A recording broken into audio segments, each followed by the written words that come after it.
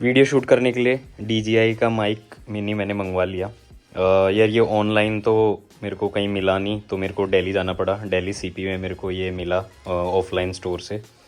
और इसके साथ यार मैं POV जो वीडियो शूट करने के लिए मैं ये नेक माउंट भी लेके आया था। तो ये 2 चीज़ मैं ख़रीद के लाया हूँ। Hello everyone, welcome to DevX episode 3। आज हम बात करेंगे जो मेरे को इस वीक में जो टिकट मिली है साइट मैप की, उसका टिकट का मैंने पूरा इन्फॉर्मेशन ले लिया है प्रोडक्ट टीम से। अब उसके बारे में मैंने थोड़ा बहुत तो पढ़ा था, लेकिन आज पूरा अच्छे से पढ़ेंगे कि उसमें क्या क्या हमें करना है और मैं उसमें कैसे उसको कर सकता हूँ। और दूसरी चीज़ यार, मैं आप लोगों को ये बताऊंगा, जब कभी भी आप जो बड़ी एप्लीकेशंस या कोई भी ऐप क्रैश होती है तो उसके पीछे क्या स्टेप्स होते हैं कि हम उसे जल्दी से जल्दी अप कर सकें दोबारा, ताकि यूज़र्स को कोई इशू ना आए। जैसे जो हमारी बड़ी ऐप्स होती हैं, जैसे अमेज़ॉन हो गया, फ्लिपकार्ट हो गया, इसमें मिलियंस ऑफ यूज़र होते हैं और ये बहुत रेयर टू रेयर डाउन जाती हैं, मतलब बहुत रेयर टू रेयर क्रैश हमें इनमें देखने को मिलता है। तो इसके पीछे क्या मॉनिटरिंग होती है, क्या स्टेप्स फॉलो होते हैं कि ये 24 घंटा पूरी साल एकदम स्मूथली चले, वो सारी चीज़ें मैं आपको बताऊंगा। और ये अगर ब्रेक होता भी है या कोई प्रॉड इशू आता है या कोई और चीज़ ब्रेक करती है, तो इसको हम कितना जल्दी से जल्दी हम उसको रिजॉल्व करते हैं और वो हमें पता कैसे चलती है कि भाई अब ये इशू आ रहा है और हमें ये क्विकली रिजॉल्व करना है और उसको अप एंड रनिंग करना है।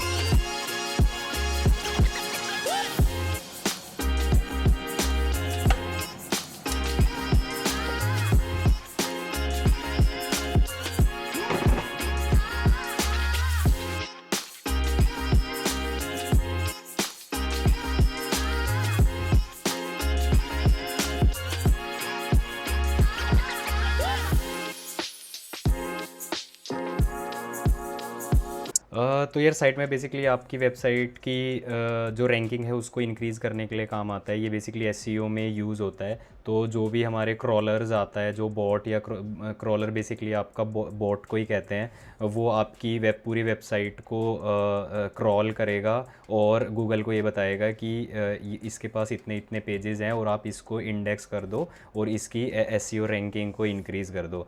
तो अगर आप साइट मैप को यूज़ नहीं करते हैं तो बेसिकली जैसे आपके जो वेबसाइट का स्ट्रक्चर है, जैसे होम पेज है, पेज 1 पेज 2, तो जैसे क्रॉलर होम पेज पे आया, फिर पेज 2 पे चला गया, फिर उसको नहीं पता कि उसके आपकी वेबसाइट पे पेज 4 या पेज 5 पेज 6 भी है, तो ये चीज़ हम साइट मैप में ऐड कर देते हैं। तो एक साइट मैप .xml फाइल बनाते हैं जो आपके रिएक्ट या कोई भी ऐप है उसके रूट पे रहेगी। उसमें हम क्या करते हैं, उसको हम सारे लिस्ट ऑफ URL जो भी हमारी वेबसाइट पे बन सकते हैं, जनरेट हो सकते हैं, उन सब की हम लिस्ट दे देंगे। तो क्रॉलर क्या करता है, डायरेक्टली साइट मैप वाली XML फाइल पे जाता है और इन सारे URLs को क्रॉल कर लेता है और गूगल को बताता है कि इस पर्टिकुलर एप्लीकेशन में इतने नंबर ऑफ URLs हैं और आप इनको इंडेक्स कर दो और इसकी SEO रैंकिंग को इंक्रीज़ कर दो। तो आप किसी भी वेबसाइट का साइट मैप .xml कैसे देख सकते हो, तो आपको वेबसाइट के URL पे जाना है और उसके आगे साइट मैप .xml आप लिखोगे तो आपको पूरी लिस्ट मिल जाएगी।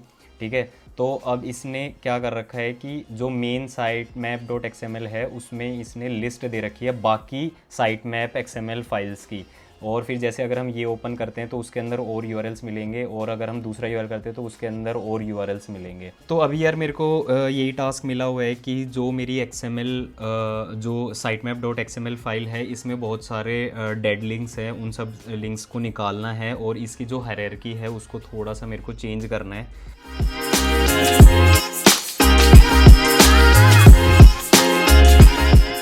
DJI माइक की थोड़ी अनबॉक्सिंग कर लेते हैं। तो ये उसका बैग है, ये बैग उसके साथ ही आया था और इसके अंदर ये आपका बॉक्स है जिसमें रिसीवर ट्रांसमीटर दोनों चीज़ें हैं और कुछ केबल्स है इसमें।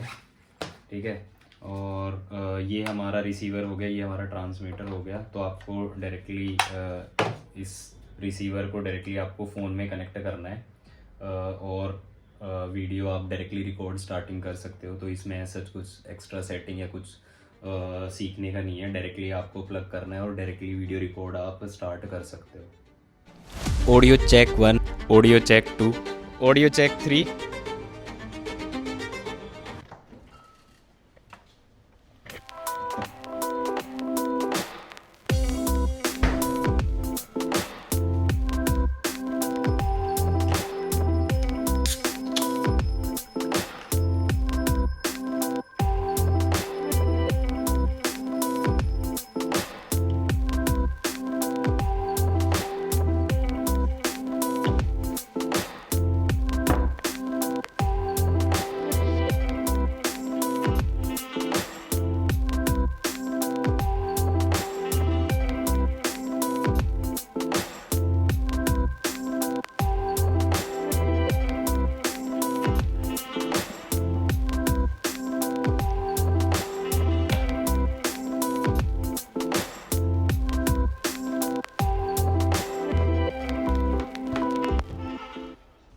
लास्ट व्लॉग में मैंने आप लोगों को प्रॉड रिलीज़ के बारे में बताया था।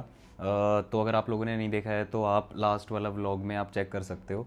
तो जब हम सारी ब्रांचेस को मर्ज कर देते हैं तो मैंने आपको बताया था कि एक पाइपलाइन चलती है रिलीज़ के लिए। ये मल्टीपल उसमें जॉब्स होती हैं और लास्ट वाली डिप्लॉय की स्टेज होती है। तो जैसे ही हम इस पर डिप्लॉय करते हैं हमारी ऐप डिप्लॉय हो जाती है प्रॉड पे। तो ऐसे ही मतलब हमारे पास जिस भी दिन हमारा प्रॉड रिलीज़ का डे होता है उस दिन ये ऐसे हर बार पाइपलाइंस बनती हैं और हम उसको हर बार लास्ट वाले जो स्टेप्स है हम उसको डिप्लॉय कर देते हैं। तो डिप्लॉय करने के बाद हम जाते हैं न्यू रेलिक के डैशबोर्ड पे। तो न्यू रेलिक का अगर मैं सिंपल टर्म्स में बताऊं, ये हमारी ऐप की मॉनिटरिंग के काम आता है। तो इसमें दो ग्राफ होते हैं, एक तो थ्रोपुट का ग्राफ होता है, एक एरर रेट का ग्राफ होता है। तो जैसे ही थ्रोपुट का मतलब ये है कि करेंटली आपके सिस्टम पे कितनी एपीआई रिक्वेस्ट जा रही हैं। तो फॉर एग्जांपल अभी करंट मोमेंट में 100 के रिक्वेस्ट आ रही थी पर मिनट, और जैसे ही हमने डिप्लॉय किया वो रिक्वेस्ट से कम होने लग गई। तो थ्रोपुट अगर गिर रहा है तो इसका मतलब कोई इशू तो है, क्योंकि आपकी ऐप में भी जब आपने प्रॉड रिलीज़ किया है तो कुछ ब्रेक हुआ है, उसकी वजह से जो एपीआई रिक्वेस्ट है वो बैकएंड पे नहीं आ रही है क्योंकि वो फ्रंट एंड पे ही फट गया। तो आपका थ्रोपुट नीचे नीचे गिर जाएगा। तो इससे हमें पता लग जाएगा भाई ऐप में कुछ तो इशू है। और जो हमारा जो एरर रेट वाला जो ग्राफ है उसमें एरर भी बहुत ज़्यादा पीक कर जाएगा। तो उससे भी हमें आइडिया हो जाता है कि कुछ ना कुछ इशू है हमारी ऐप में। तो यार कुछ ऐसी दिखती है पाइपलाइंस। तो एवरी वीक डिप्लॉय चलता है तो हर वीक की एक एक पाइपलाइन आपकी बन जाती है। तो जैसे ही आप, और जो सबसे ऊपर वाली होती है वो सबसे लेटेस्ट होती है। तो जैसे ही आप इस पर क्लिक करते हो तो अंदर कुछ ऐसा आपको व्यू दिखता है। तो ये आपकी स्टेजेस हैं। तो ये सारी स्टेजेस जब कंप्लीट हो जाती है उसके बाद ही आप डिप्लॉय कर सकते हो, आप डायरेक्टली डिप्लॉय नहीं कर सकते। तो और लास्ट में जब ये सारी सक्सेसफुल हो जाती है, लास्ट में हम डिप्लॉय कर देते हैं और हमारी ऐप प्रॉड पे रिलीज़ हो जाती है।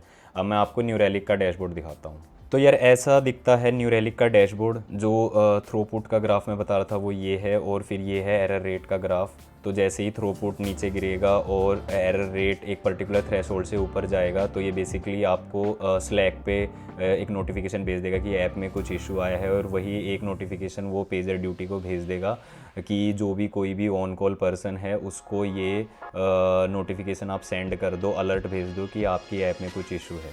तो ये है यार पेजर ड्यूटी का डैशबोर्ड। तो इसमें क्या होता है कि लेवल्स होते हैं, जैसे L1 L2 L3। तो सबसे पहले जो सबसे एक्टिव पर्सन रहेगा वो L1 पे रहेगा। तो सबसे पहली फ़ोन कॉल्स उसी के पास जाएगी, सारा नोटिफिकेशन उसी के पास जाएगा। मे बी अगर वो मिस कर देता है अपना नोटिफिकेशन तो वो L2 पे जाता है, अगर L2 भी मिस कर देता है L3 पे जाता है। तो इसमें ऐसे पर्सन सारे असाइंड होते हैं, और ये कितने ही लेवल पे आप कर सकते हो इसकी कॉन्फ़िगरेशन में जाके। तो इसमें बेसिकली आपको बताता है, ऊपर यहाँ पे डेट होती है कि भाई 1 तारीख से 5 तारीख तक ये वाला पर्टिकुलर पर्सन ऑन कॉल रहेगा। और ऑन कॉल का मतलब ये है कि जो भी वहाँ पे आपका कोड फटा वो इसके पास आएगा, और फिर पेजर ड्यूटी आपको एक टेक्स्ट मैसेज भेजेगा, फ़ोन कॉल करेगा कि ऐसे ऐसे ये वाली एपीआई ब्रेक हो गई है, ये वाली एप्लीकेशन ब्रेक हो गई, आप प्लीज़ इसको एक्नॉलेज करो। फिर उसको हम वहाँ से एक्नॉलेज करते हैं, और फिर उसके बाद हम आगे न्यू रेलिक पे आके, फिर हमारे कोड पे आके हम उसको रिजॉल्व करके फटाक से उसका एक हॉट फिक्स निकालते हैं, और उसको जो इशू है उसको जल्दी से जल्दी हम रिजॉल्व कर देते हैं।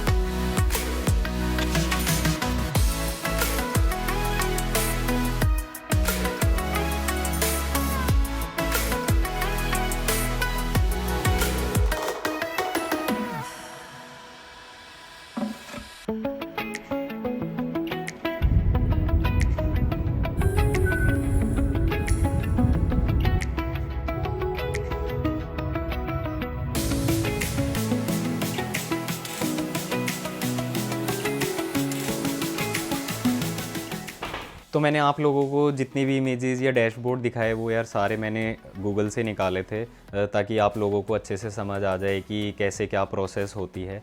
और यार आप लोगों को कोई क्वेश्चन क्वेरी है तो आप कमेंट में मेरे को बता देना। और ये था आज का व्लॉग, मिलते हैं नेक्स्ट व्लॉग में।